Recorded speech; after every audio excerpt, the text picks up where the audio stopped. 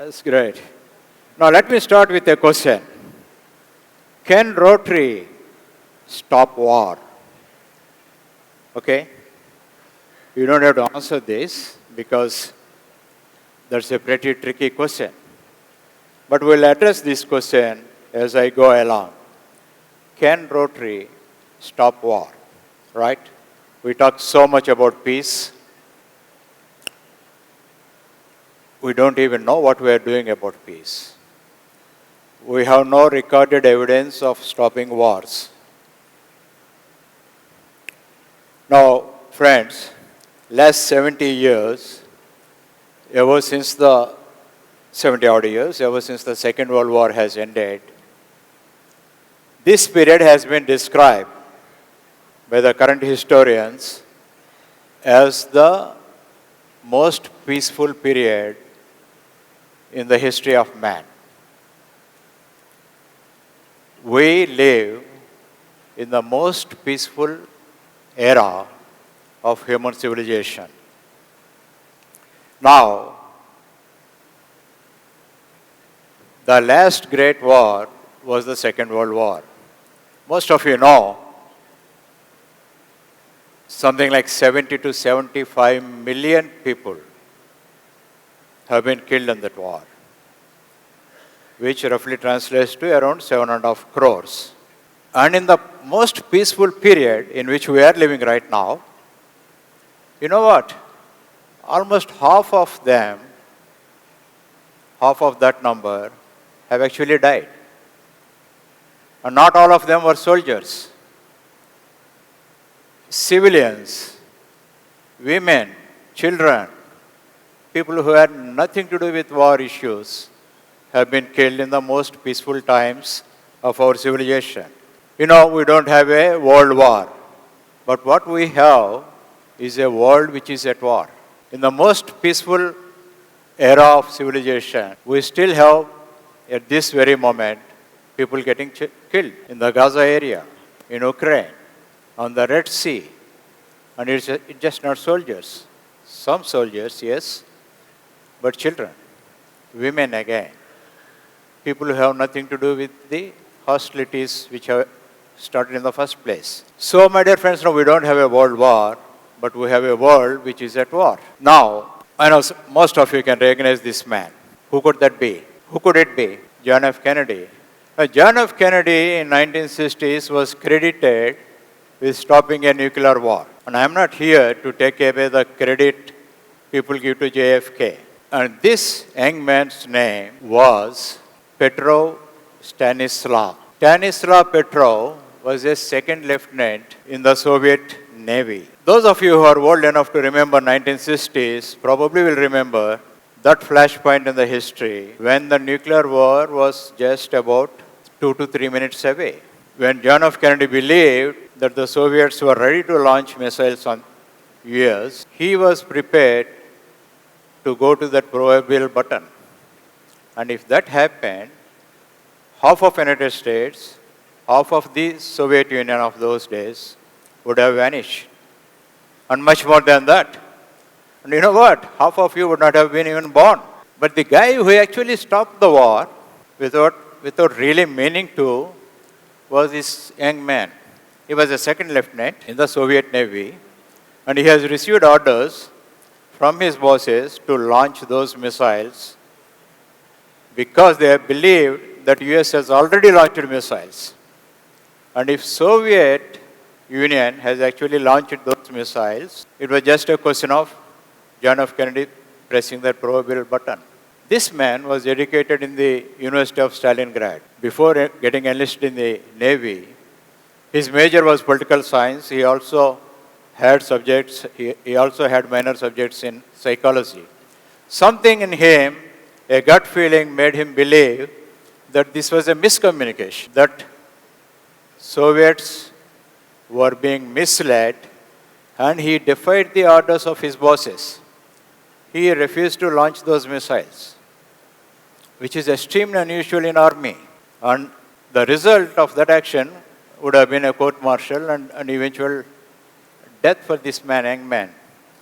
But he firmly believed that there was something wrong here, that this was not happening, this is all surrealistic, and he refused to carry out the order. And soon enough, both Soviets and Americans realized that indeed it was a misconception. And World War III was stopped in its tracks. People believe that it was John F. Kennedy. Probably John F. Kennedy has the sagacity and the wisdom to stop the war, but the guy who did this was an unknown soldier, more or less, Stanislav Petrov. In 1987, at the height of Cold War, this man, the US president of the time, Ronald Reagan, stood at the Brandenburg Gate in Germany and said, Mr. Gorbachev, tear down this wall. Very famous words. Some of you probably remember this. In a direct appeal to the General Secretary of the Soviet Union, he said, Mr. Gorbachev, tear down this wall. 2 years later, the wall came down. You know why? Not because a B-class actor who was the President of the United States made that appeal. It was because of a very senior bureaucrat by name Ed Schultz, who was the Secretary of State for the United States. Ed Schultz's philosophy, a Harvard graduate, his philosophy in life was that a nuclear war can never be won, and therefore it should not be fought. A nuclear war, because it cannot be won, it should not be fought. As simple as that. And he prevailed over Ronald Reagan. And a host of officers on either side in Soviet Union, in Reagan administration, had sorties, and finally the wall came down. So, my dear friends, those are the people who made this peaceful period in the man's history possible. Not JFK, not necessarily so, not Ronald Reagan, not Mikhail Gorbachev. Well, all of them could be credited with some distinction. Is the people, is the unknown people, more or less, who gave us this peaceful world. And there are also institutions, some of those institutions are familiar to you. There are think tanks in America, in France, in Canada, in India. People know who counsel peace. People know who are indirectly responsible for a peaceful world that we live in. And these think tanks, well, great foundations give them money. There's a lot of young people who are involved in the policy research and in the advocacy to the governments. Now, my question to you is, who is producing them? The people who work for these think tanks, these counseling organizations, the young man who refused to follow the order, Ed Schultz. You know, there is no formal way of producing these peacemakers. They all just happened. They just happened to be at the right place, some wonderful people, and they did this great favor to the world. But can you count on this happenstance? Can you count on the chance that there are going to be good people in good places? We don't have to do anything about it. It's a difficult question. Now let's come to Rotary. In 1996, when Raja Sabu was the chairman of the trustees of the Rotary Foundation, and Vicente Luis, GA, was the president, there came up a question in the boardrooms of both the trustees and the RI.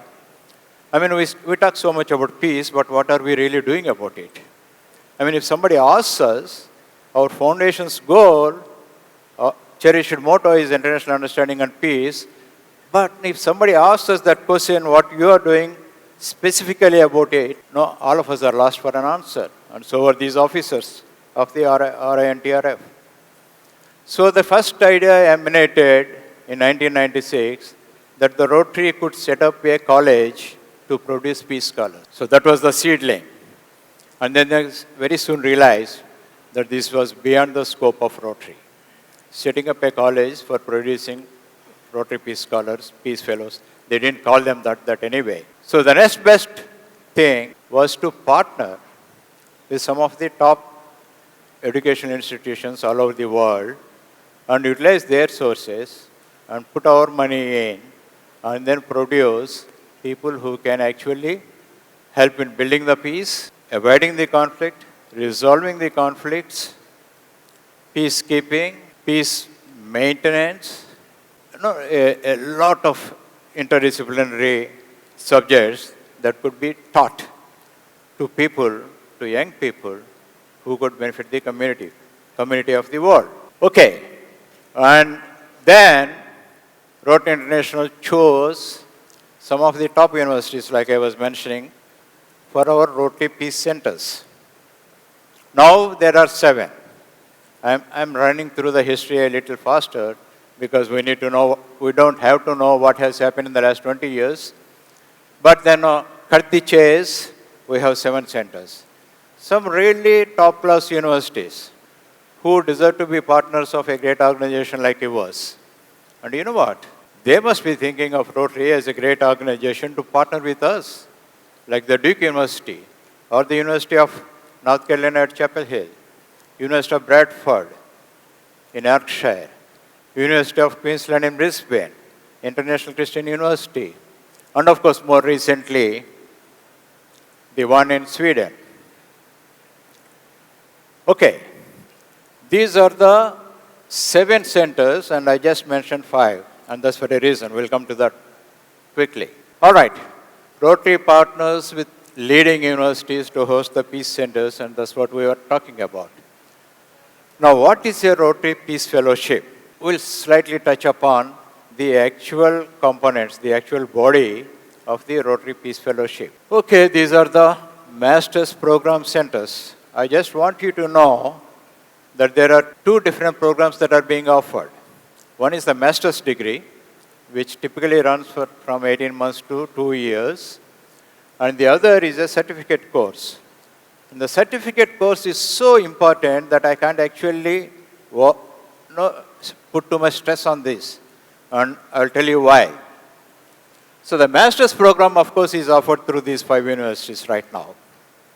And Rotary International, which is Rotary Foundation, your money pays for all these scholars, their boarding, their lodging, their travel, their field visits, their books, the tuition fee, of course, and in the sense that the young men and women you select don't have to spend a single pie, a single dollar.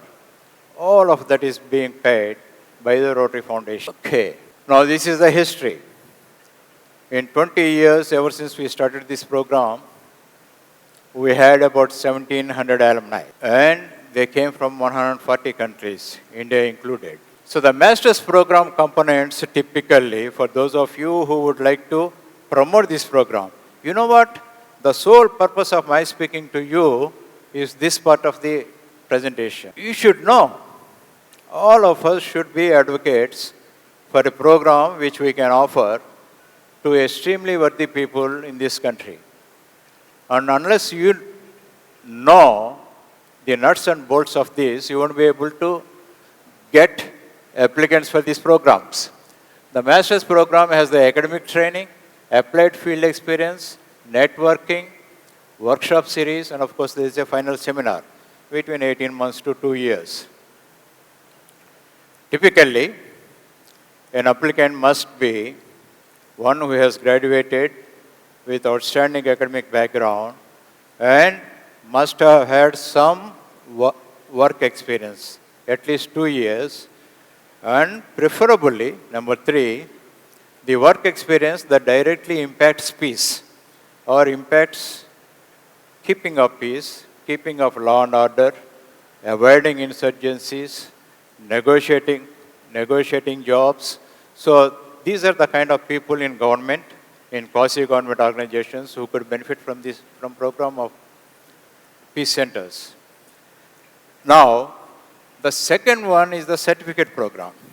And this is the one that really can make a huge difference. And it's just a 3-month program. And right now, 2 universities are offering this program. One in Kenya, and the other one they have recently set up. They are setting up in Turkey. Okay, the certificate program, when you look at the timeline here, this is the one now that can actually easily attract the people to this program. For instance, now if you go to an IPS officer, an IAS officer, or somebody who is high up there, young, but then now who is in a position to make a difference to the community and the nation? No, it's going to be impossible for them to take 2 years away from their job. It could be the family, it could be the government, it could be the boss who would refuse 2 years away from active service. But a 3-month program, which these two universities are offering right now, has just now 2 weeks of the preliminary online studies, which can be, the tuition can be done at home for them, and then 10 weeks on-site program, either in Africa or in Turkey right now. And very soon, we may have in India, we may have a Rotary Peace Center offering they're on the lookout now. So look out for a center in Southeast Asia, South and Southeast Asia, and India could very well be the next candidate to set up a center. Okay, 10 weeks, and then they go back and implement the social change that they set out to do, and come back after about 9 months and do their final capstone seminar. So this is the content of this program. And a lot of our young, talented men and women who are in responsible positions in governments, in non-governmental organizations, in private sector, they can immensely benefit from this program. So my dear friends, the whole lot of information along with the application formats, everything is available on the RI website. All that you need to do is now when you come across somebody who you believe could be the right fit for this kind of program, just go and speak to them, and then the process starts. It's easy. It's so easy that out of these 1,400 scholars, almost like 250 scholars came from India. In our own country, it has caught up like wildfire, but not in our state. Okay, this is again the latest one. We spend about $4.5 million every year. We have the money. Nobody is asking us for the money. We really have the money for the program. And we have spent about $85 million on these programs. Okay, this is the newest university, Basesha University in Turkey, in Istanbul, that's coming up. It's actually taking the first batch of scholars to begin their studies soon. And now, okay, the Rotary Peace alumni. Now, who are they? In 2006-07, a young man from this very city has been selected by Rotary Club of Vijayawada for a master's program in the University of Queensland, Brisbane. And he did this in 2007 and 8, and his name is Vikas Gora. And today, Vikas Gora works for JMJ International, which is a top-level consultancy firm based in Austin, Texas.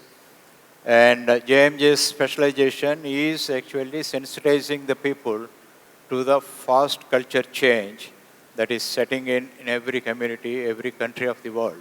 That's the great news, right? We have a Rotary Peace Scholar. And what's the worst news, bad news here? The bad news is that this has happened in 2007-8. And ever since that point, those days we had just had 2,700 Rotarians, about 60-65 clubs.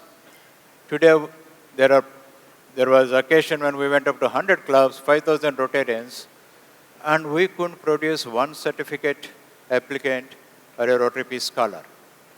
You know, for the last 3 years, I've been associated with this program as what they call the trustee scholars, the readers of the applications that have been issued by the trustees. So we don't select.